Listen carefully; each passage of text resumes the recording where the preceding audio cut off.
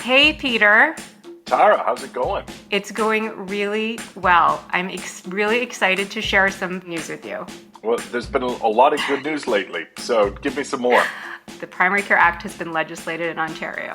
The bill passed. The bill passed, and it received royal assent today. Whoa, that is the real deal. Yeah, we helped to get us to this place, and I can't wait to talk to you more about it. Sounds good.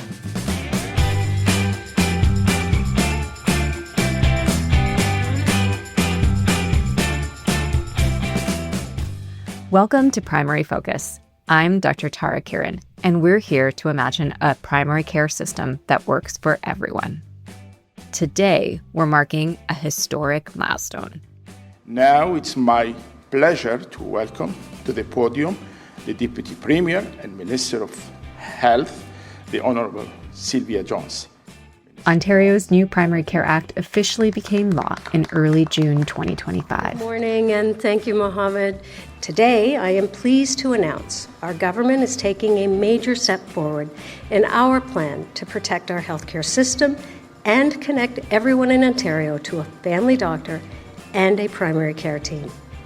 Later today, I will be introducing the Primary Care Act, which, if passed, will make Ontario the first Canadian jurisdiction to establish a framework for the province's publicly funded primary care system. It's a historic moment that so many of us have been pushing for a very long time. One that didn't happen by accident, but rather as a result of years of thoughtful research and advocacy by so many, and ultimately a commitment to truly listening to the people who the system should be designed to serve: patients and the public.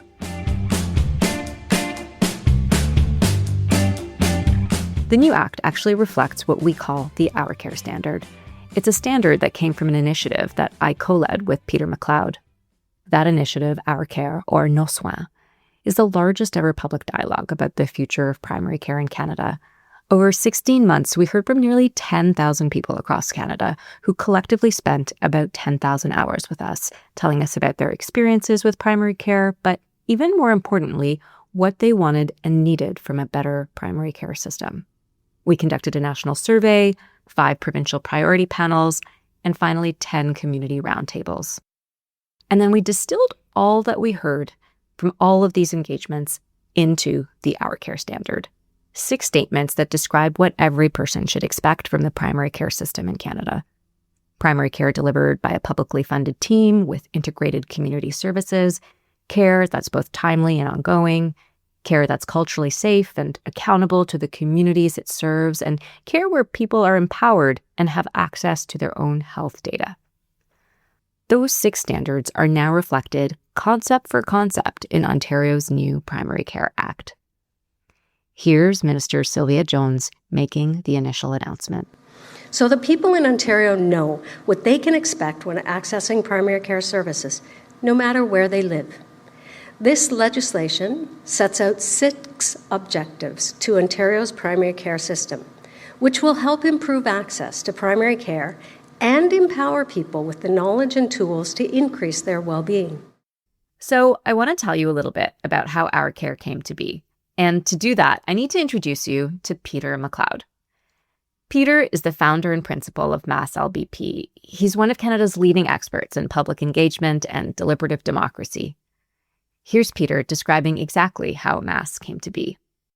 I'd created Mass following Ontario's already now quite forgotten Citizens' Assembly on Electoral Reform, which was an enormous and unlikely process that the McGuinty government embarked on to invite Ontarians to basically form a giant jury and think about whether we should change the voting system. And I got involved and I got to watch the thing unfold. And it convinced me that there's probably a better way of working with people when it comes to developing public policy and addressing their concerns, because so often, we have this kind of caricature in our mind of the town hall meeting. Usually it's about people sounding off and giving them a piece of their mind. And the reason they do that is because I think they feel quite rightfully frustrated.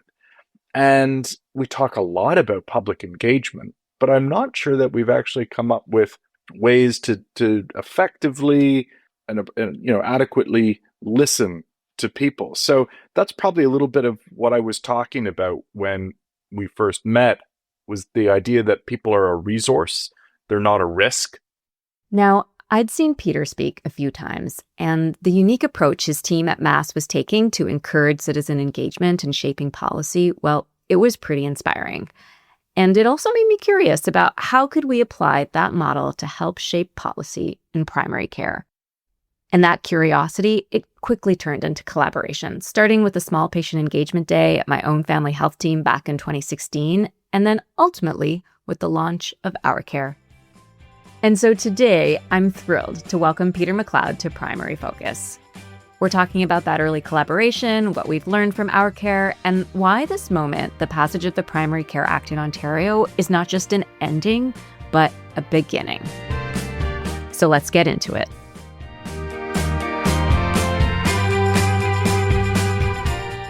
Why don't we start with the name, right? It came in my own mind out of one of my abiding frustrations with often how in the health system, we conventionally try and consult with people. And having walked in and out of many hospitals on different projects over the years, almost inevitably you would run into a very well-intentioned sign that would say something like, "Your hospital" or "My hospital," and come tell us what you want and you need and you think. And we have, which is part of a kind of 30-year cycle around thinking about public services in increasingly commercial terms and thinking about citizens as customers, that the job of public services is to deliver what they want. And so when we want to ask people what is they need, we say, well, this is your thing. So Our Care, I thought, was a more accurate reflection because it's a collective enterprise. Words matter, and we need to take that as our ethos. And I think it infused then all of the design choices we made. I'm not part of the school of thought that says, well, we just need to put the people in charge and that this should be citizen-led. No, what we created was this kind of dialogue between experts and citizens, some of which happened in the room, some of which was through I think a really respectful and enriching interpretive role. I think we were able to produce a body of data that very quickly became useful to others. And because we pushed it into the public domain, it had a multiplier effect. The first phase of Our Care was this national survey, and we had just over 9,000 respondents, which is pretty amazing. And it was a wonderful collaboration with Vox Pop Labs. I think for me, the survey helped to serve kind of as like a touch point, like just to understand overall what is happening, just get a gestalt. What is people's experience like? What is it that their values are that are really ringing true? But of course, you can't really go into depth in a survey, but you can get a superficial understanding. But at the same time, like, it was an important understanding because I think one of the most critical things that came out of the survey actually was just even the number of people who are struggling to get primary care. And, basically we found that 22% said they didn't have access to a family doctor or nurse practitioner. And we translated that to the population of Canada, the adult population, and that's like more than 6.5 million. And now you hear that stat everywhere. But it was actually thanks to the Our Care survey that stat really came into the zeitgeist. And I think one of the other pieces that, the survey helped to illustrate was how much regional difference there was in that. And we put all the data out there for people to play with. So I think that was another piece that helped make this process, democratic, in that we didn't just keep the data for ourselves, but we tried to make it public so anyone could use it and explore it.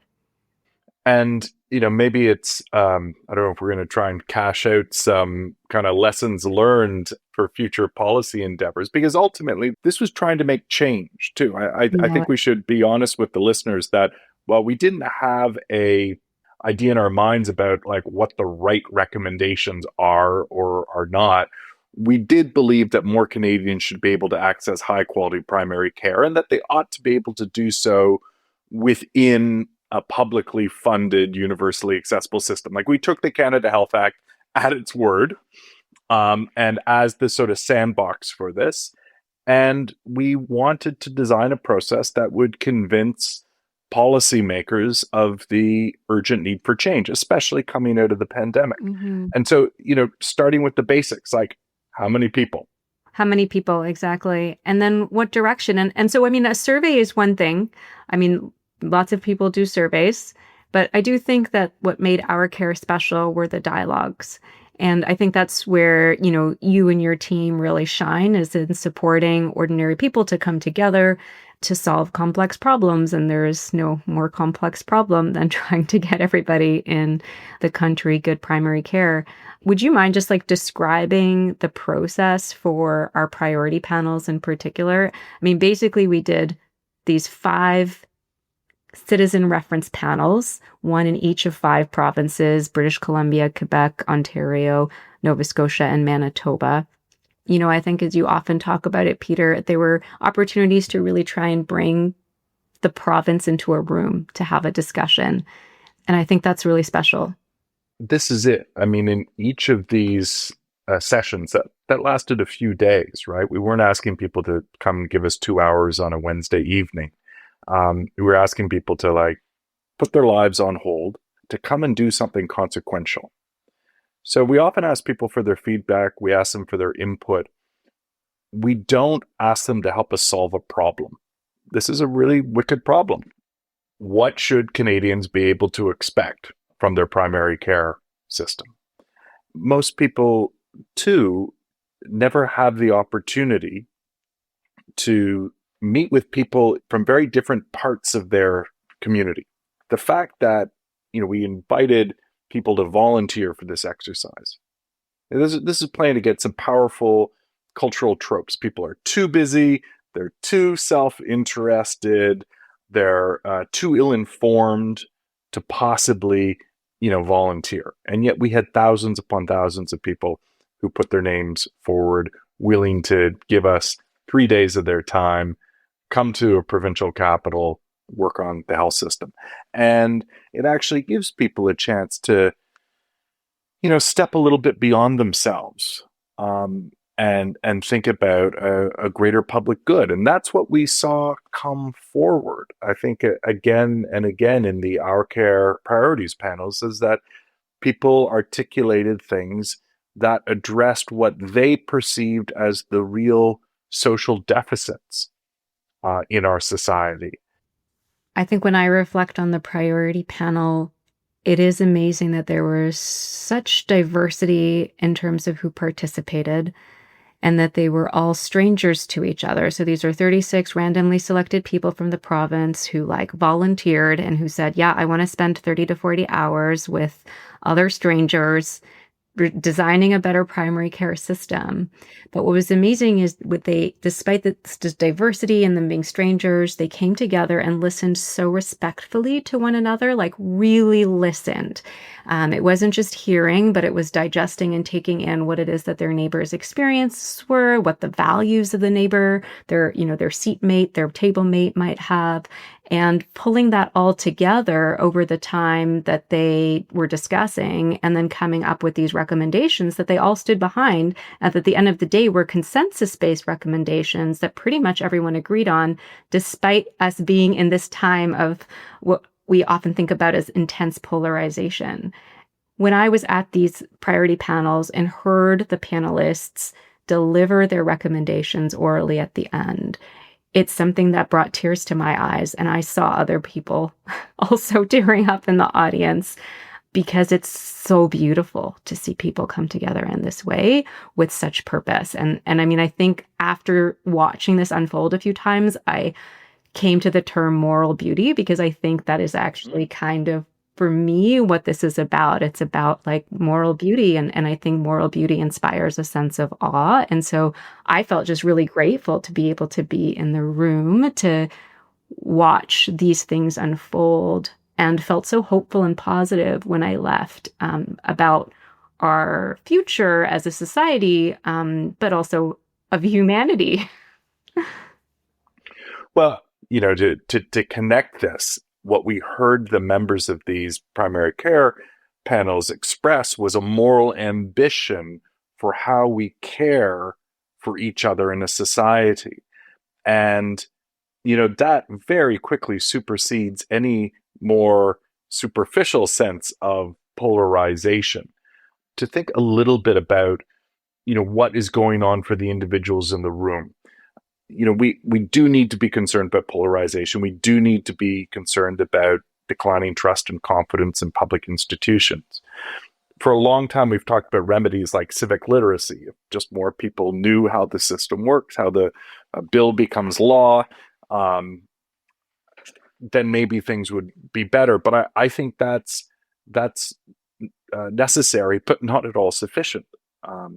What we see going on in these panels is actually what you might call democratic fitness. And by that, I mean people are having an expanded sense of their own agency and voice, of their own personal skills, and then the group's collective efficacy.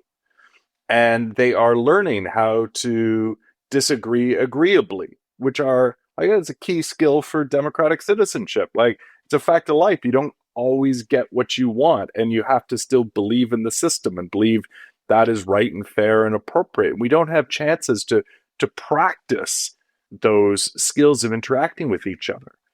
I was obviously powerfully influenced by that original citizens assembly that I mentioned. I know that many people left that year-long process feeling utterly transformed. People who had been out of the job market, getting back in, getting employed, people changing jobs, people getting into politics, getting into their local communities, feeling as though people who hadn't finished high school, feeling as though they'd finally graduated, like they had an enormous sense of their own self-worth and capability. And I can assure you that nobody who was in the Premier's office, who set the whole ball into motion, they thought they were going to get some policy recommendations. They never thought that discussion about something as opaque as electoral reform could pay a democratic dividend to all of those people. And we don't expect that people interacting with the health system, with their local GP's office, with the merge, with a clinic, that should pay a democratic dividend. And that is part of our collective health as a society. So when people are in the back of the room and they're hearing the recommendations and they're feeling inspired by this, it's not because something magical has happened. It's because something rare has happened, and it's something rare that is entirely replicable, and we ought to make a more frequent part of our institutional life and of our civic life. I love that term, democratic dividend. I think it fits what I heard from people who were part of the process, that they felt really grateful for this opportunity that we gave them to contribute, but also to learn. And I do think that's another aspect of the priority panel that was important, to your point, is, we gave people hours of curriculum basically on primary care, thanks to the generosity of so many colleagues across the country who gave talks or panels to the panelists. And they left, the panelists, the people who volunteered, they left feeling really grateful, I think, that they got this education. And in fact, a key recommendation that they had in every panel was for more people to be able to have that same education. They wanted everybody to have that education, which is pretty cool. Let me just pick up on that, because what you're talking about, that dynamic between the participants feeling enriched, but also our guest experts feeling enriched. This is the flip side of that risk-resource dynamic. So if we say people are a resource, we could still be totally extractive. We could be like, come in, tell us all your thoughts, thanks, goodbye, right? But we know that actually good resource management is reciprocal. The relationship we're creating has to be reciprocal. And so when I say thinking about the public as a resource, it's not just to tap and drain them. It's in fact, to create something that's replenishing. It's nurturing, like a garden. Right? Yeah. And it's healing, and it's like there's something alive to it. Let's also just talk about performance, because at the end of the day, you and I are really excited about the Primary Care Act in Ontario, and I think we both genuinely believe that it's a really key step to a much larger transformation. And hundreds of thousands of people need to find their way into the primary care system over the course of the next 24 to 36 months. We can have all the moral ambition and all of the aspirations in the world, and if we don't use them to push forward and deliver at scale, then it's a kind of betrayal. And we're not in a position. We were very explicit with everything. We're not the doers in this, but we're going to make sure your ideas get the best possible hearing. And in Ontario, they found an incredibly receptive champion in Jane Philpott, who had gone in to drive forward this agenda. But organizing a clear public vision has to then, of course, it's self-evident, has to be connected to the realization of those ambitions in the performance and accessibility of public services. It's not enough to just talk. There also needs to be some action. That's it. That's it. Okay, so but before we get to the Primary Care Act, I do want to make sure we don't skim over the third phase of Our Care, because so far we talked about our survey, we talked about the priority panel, but I also think what made Our Care special is the third phase, because I think, as you know, it was really important for me in particular as we moved forward that we ensured that we were getting the voices of the most marginalized in this process, because we know too often they're actually missing when we do these kinds of dialogues and engagements. I think with the priority panels, what was incredible is to watch your team really try and meet people's needs so that a whole range of people could participate. Everything from having a support person there to obviously ensuring accessibility from a physical and sensory perspective, but also, making sure someone had the right chair if they had back pain. There was just so much attention to these details to ensure everybody could participate. Yet we knew that still, it required people to spend 30 to 40 hours, and that might, limit who was able to engage. And so you helped to come up with this idea, Peter, of these community roundtables, which at the end of the day were actually really hard to action, because what they rested on was these partnerships with community organizations who served marginalized members of the public. But at the same time, we know those community organizations are often so stretched, they themselves don't have the resources to be able to do anything more than what they're doing, because they're putting everything they can into supporting these marginalized communities. But we were still able to find, after lots and lots and lots of outreach, 10 amazing organizations that partnered with us and brought members of these marginalized communities together, members who we wouldn't be able to recruit because we didn't have the trust and relationships, but they brought them together for a one-day dialogue that we were able to co-conduct with them, sometimes in 3 to 5 languages, which was just blows my mind. I was part of one of those where I think it was 3 languages simultaneously, the one that I was in and that I attended. And it's pretty incredible to watch.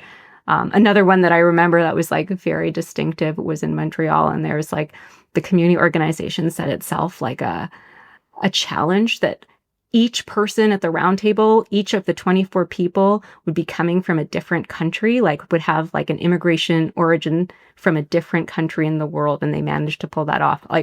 That says a lot about Canada and also that organization. Just something you mentioned there about the attention to detail and making sure that members of the priorities panels, if they needed a different chair, they'd get a different chair. And I think that says something still about how we think about serving the public. Because when I'm working with a group of randomly selected citizens, I'm thinking about them as though they were each members of the board of the fanciest and richest hospital on University Avenue. And there is no doubt that the CEO of UHN if he knew that one of the members of the board had a bad back, that they would get a decent chair. And someone is definitely thinking about the fact that they're having a nice lunch and a well-paced agenda, and all of the materials are like proper. So, I mean, yes, we feel a real duty of care to the members, but what we're really trying to do is just extend to them the same standard that we would extend to anybody of any status attempting to do something of consequence and is serious. I have to interrupt here to just highlight the fact that you guys have something called a civic concierge. So for each panel, there was the civic concierge, a person people could call if they had like any issue anytime. Yes, like a high-end hotel where you go to the concierge and they have time for every question, and there's no such thing as a going to the wrong door with us. It is our pleasure to serve. The point about the community roundtables is really vital. And so in your listeners' minds, I want them to be thinking about really these four sources of expertise. And I'm sure we could layer on more because, of course, there's all the background research and literature. This is your domain and an academic context in which we're also operating, and a policy context in which we're operating. But we had the expertise of all of the clinicians and health researchers. We had the expertise that came from the survey. We had the expertise that came from these demographically representative groups. But the challenge, which I'm sure your listeners picked up on when I was talking about like thinking about the interests of the broader public, is that the concerns of the dominant public too easily overshadow and may do violence to the needs of smaller and underrepresented communities. And that's why I can be at once passionate about the importance of thinking about the broader social contract, but ensuring that it doesn't come at the expense of what we have in the past called minority voices in this country, right? So we need to hold these things in conversation with one another, and the only way to do that was to create dedicated platforms for those communities. So, the interesting thing, perhaps for us in future endeavors, is that our care was a large scale exercise that heard from so many different people. But what would it mean to take it up by an order of magnitude in this country? And what would it mean to live in a country that had 3 or 4 kind of 10x our care conversations about criminal justice, about the environment and meeting our climate obligations, about decent work, about appropriate infrastructure and transportation investment? What would it mean for these things to be happening concurrently at scale in our society? And how would it change our sense of each other and of our democracy? I want to spend the last few minutes we have together, Peter. We've talked about where we've come from in terms of how our care came to be, what we did, some of what was really special about that process. And there was a lot that we learned. We put out a total of 17 reports. But I think one of the, things that you did so well, Peter, was you forced us to say, well, we need something that, simplifies all of this, everything we heard, so that it's really clear what it is that people want. And, you forced us to come to this concept of the Our Care standard and really distill what it is we heard from all of our engagements. And so this Our Care standard became these 6 simple statements that summarized what we heard from across all of our engagements, but also summarized where it is that the health system should go and what it is that people should expect from our primary care system. And that standard now is really the backbone for the Primary Care Act, which is amazing. I mean, this is it. Canada is a big country.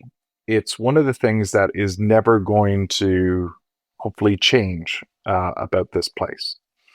And rhetorically, if we want to say we're doing something special and very Canadian, we call it the Great Canadian.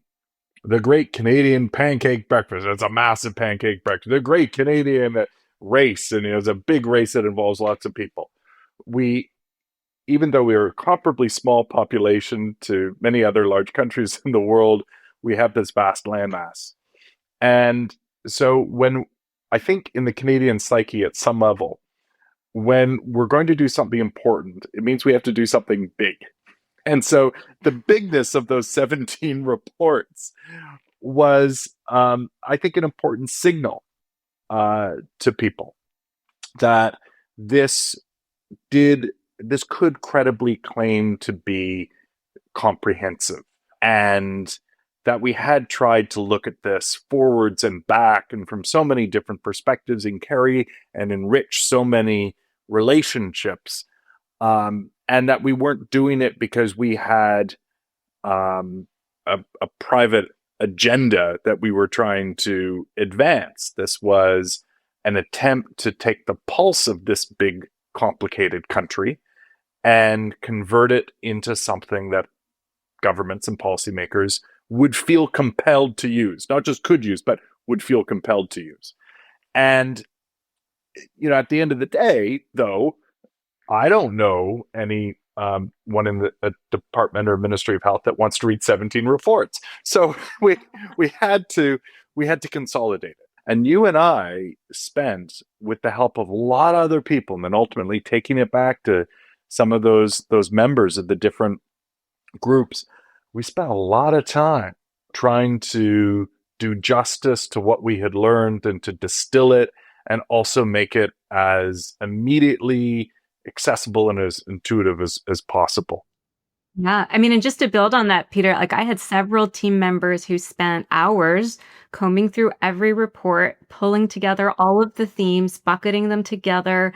We looked at that multiple times to try and get the themes kind of right.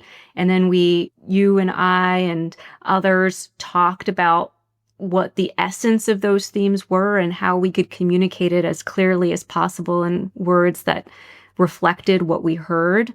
The creation of the Our Care Standard, the 6 statements and the language, as simple as they look, there was a lot of work behind the scenes to do justice to all of the input we gathered and the rigor and breadth of the process. And it is amazing to see now that the words are different in the Primary Care Act, but they essentially reflect the standard. And so, you have things like province-wide, that every person across the province should have the opportunity to have ongoing access to a primary care clinician or team. Same as, the first part of the Our Care Standard, that everybody deserved a primary care clinician connected with a team that was publicly funded. The second piece in the Primary Care Act is connected, that every person should have the opportunity to receive primary care that's coordinated with existing health and social services. And this really relates to the point we heard over and over again, that people wanted a wellness-oriented system. And so it wasn't enough for primary care to stand alone and be great. It had to connect to community and social services in particular. And then there's the convenience part, that they use the word convenient, that everybody should have access to timely care. Again, the Our Care Standard, it's timely and ongoing care that we talk about. Our conservative government on Ontario included an objective using the word inclusive, that every person should have the opportunity to receive primary care that is free from barriers and free from discrimination. The Act talks about empowered, and I actually really love that word. We didn't use that word, but I do really love it. And it relates to this idea of accountability that we had in the standards, and also this idea of having health records, so that every person should have the opportunity to access their personal health information through a digitally integrated system. And then the last objective is responsive. And actually, this one ties into our standard related to accountability, because the primary care system should respond to needs of communities it serves and have access to information about how the system is performing and adapting. So this idea of transparency. So even though it's different words, it reflects very clearly the concepts behind the standard, which is, I think going to be a remarkable thing for people in Ontario. Too often you're told, oh, you're going to do all this research, you're going to put out a report with great advice to people, and I hope it doesn't sit on a shelf, right? Isn't that what everybody always says? But here we are, several years since we first spoke, and something quickly got pulled off the shelf and got transformed into something that will have its own, I hope, very long life as part of Ontario's most important legislative frameworks, because it will shape how future generations of Ontarians get their primary care needs met. That's not bad. Not bad at all. It's incredible to me. We published our final report in February 2024, and now it's June 2025. And, that's less than 18 months for sure in terms of a translation from the final report to this legislation. And I think, as we alluded to earlier on, I think this legislation, obviously so much of it was coming from what we heard from patients and the public, but there were so many other things that happened in the system to get us here. Amazing to have, the government's attention on primary care. Some of that is because the advocacy of Our Care, but also the advocacy of so many other people in the system who've been putting this forward. Patients in the public who've been, writing to MPs, MPPs and saying, this is an issue that matters. Why can't I find a family doctor? Members of the media who've been covering the story. And then, of course, Dr. Jane Philpott being appointed as the head of the Primary Care Action Table. And Jane is someone who is known for getting things done, and she's been moving fast. And so, to have her paired with many people inside the government who also are really support primary care, it's been, so there's lots, I think, of things that happened to create this window of opportunity where I think Our Care was able to kind of slip through and get here. I mean, that's it. I'm not sitting here feeling like either you or I were the instigators of any of this. It was very much a situation, and maybe you feel as surprised by all of this as I do. The stars, I definitely do. The stars just kept the stars aligning, and sometimes, that's just the way it happens. And I'm happy that it happened with you, because I think we've had a really fun time together as well. 100%. So just as we wrap up, Peter, what do you want to see happen next? Where do you think we should go? I want to see Ontarians get the primary care they've asked for. And we're entirely capable of it as a society. We're rich enough. We have the human talents. We are smart enough to create better models of providing this care. So there can be no excuses. We know what we want. We've said what we want. We know largely how to get it, and the government has started to commit serious resources towards it.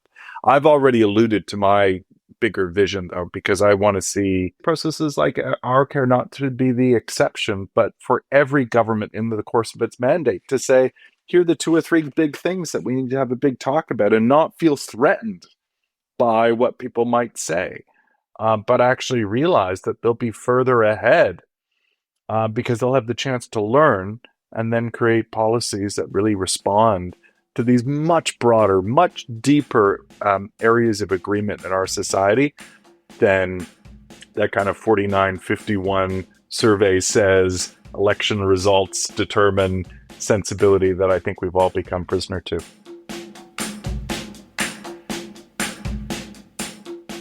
I loved having this chance to reminisce with Peter about Our Care, and I thought before you go, I would play you just a few of the voices of the wonderful people who volunteered for the Our Care provincial priority panels, and who contributed to the creation of the Our Care standard and, in a sense, the creation of the Primary Care Act in Ontario. Here they are talking about why they put their hand up to help with Our Care and what it is they learned along the way. I volunteered to be a part of the Our Care panel because of my own health issues. I struggled between having a doctor, losing a doctor, and then having a doctor and losing a doctor, and being resorted to walk-in clinic, which has not been able to help me in my own healthcare needs. I wanted to be able to provide our voice to the people who make policies in order to try and make it a better experience for other people going forward. Because I know personally I'll take, whatever I've learned over the last 4 days back to my own, town and an area and try and continue the work that I've come to realize as being important here in the group. I felt like I was a pretty good navigator of our healthcare system and found out there's so much I don't know. And so if I don't know as someone who thinks I know quite a bit and has used it a lot, how much do other people not know? And knowing that my generation is going to be inheriting this very important system, I feel like it's my duty as a citizen to do my best to build the system and improve it so that it can be sustainable for the long term. The Primary Care Act was the culmination of work by so many. Thank you to the patients and members of the public who gave up their time to participate in our care and share their stories and hopes and desires. Thank you to the clinicians, researchers, healthcare leaders, and policymakers who volunteered as speakers or members of our advisory committees. Thanks to our funders, Staples Canada, the Max Bell Foundation, Health Canada, and the FTC Foundation. And thanks to the many people who've been advocating for years for a better primary care system. And thank you to the Ontario government for passing this historic legislation, to the MPPs who voted for it, each and every one of you did, and the Honourable Sylvia Jones and Dr. Jane Philpott for their leadership in lighting the way. I should also mention that this is the last episode before our summer break. We look forward to sharing some more great content with you in September. I'm going to take you with me as I travel to some great clinics here in Canada, and then I'll take you to Costa Rica and also Catalonia, Spain. I can't wait to share these stories with you. Primary Focus was created by me, Dr. Tara Kiran, and is made possible by a grant from the St. Michael's Foundation. Miriam Dinesh is our research assistant, Seema Marwaha and Emily Holton are creative advisors, and our producer is Avery Moore-Kloss. Thank you to Yuri Markarov for producing the segment featuring the Our Care panelists. You can check out our show notes to watch the full video. Primary Focus is supported by a grant from the St. Michael's Foundation, and I'm supported as the Fidani Chair in Improvement and Innovation at the University of Toronto and as a scientist by the Departments of Family and Community Medicine at St. Michael's Hospital and the University of Toronto. If you'd like to read more content from me about Canada's primary care system, join our Substack newsletter at primaryfocus.substack.com or visit our website, primaryfocus.ca. For more information on the Our Care Standard and the public's vision for a better primary care system, visit ourcare.ca.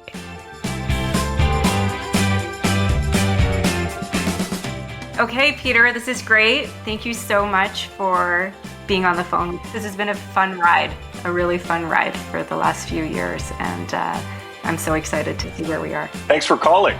Call again. Thanks so much.